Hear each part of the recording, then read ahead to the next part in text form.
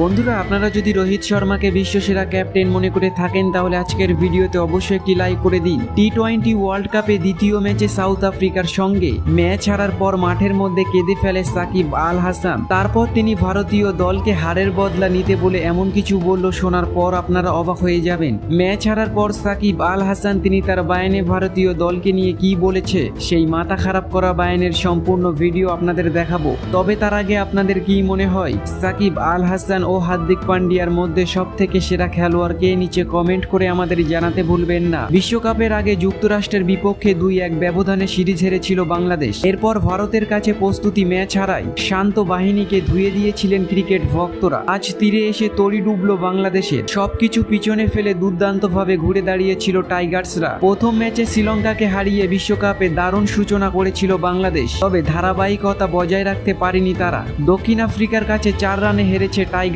এতে টানা 3 ম্যাচে জয় পেল সাউথ আফ্রিকা। সোমবার 10 জুন আগে ব্যাট করে বাংলাদেশ দলকে 114 রানের সহজ লক্ষ্য দেয় দক্ষিণ আফ্রিকা। এই রান তাড়া করতে নেমে নির্ধারিত ওভারে 7 উইকেট হারিয়ে 109 রান করেছিল বাংলাদেশ। এতে 4 রানের হার নিয়ে মাঠ ছাড়তে হয় বাংলাদেশকে। সহজ লক্ষ্য তাড়া করতে নেমে শুরুটা ভালো হয়নি বাংলাদেশের।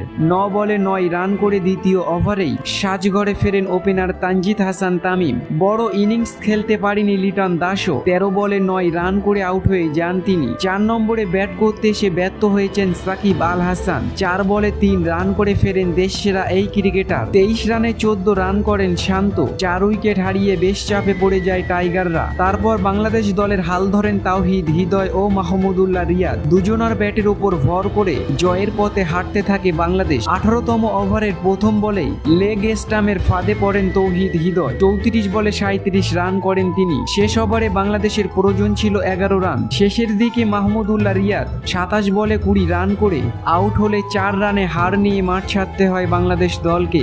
নির্ধারিত 7 উইকেটে 109 রান তুলতে পেরেছিল টাইগাররা। বন্ধুরা, এই ম্যাচ হারার পর সাকিব আল হাসান তিনি তার বায়ানে বলেছেন, এই ম্যাচটা আমরা কিভাবে হারলাম আমি ভেবে পাচ্ছি না। সাউথ আফ্রিকার সঙ্গে আমরা অসাধারণ লড়াই করেছি।